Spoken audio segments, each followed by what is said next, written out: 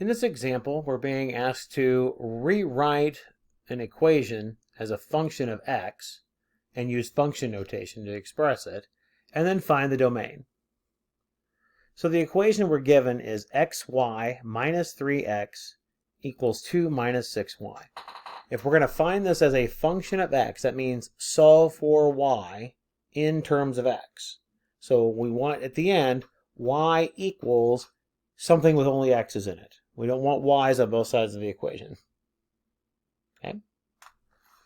All right, so the first thing we're going to do is we're going to gather the terms that have y's in them on the left-hand side, and terms that don't have y's in them we're going to put on the right-hand side.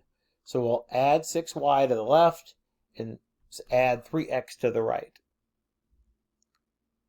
In this case, we do that because now we can factor out the y. We get y times x plus 6 equals 3x plus 2.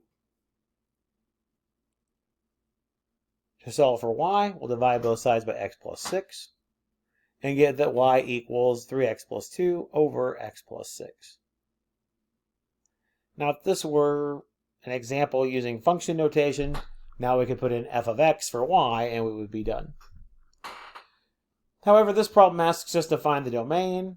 This is an implied domain question because we're looking at this y equals function of x in this case and saying, okay, what are we allowed to plug in for x?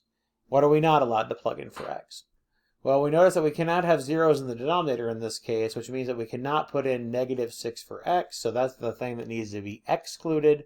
So in an interval notation, our domain goes from negative infinity to negative 6, neither are included, and then from negative 6 to infinity, again, neither are included.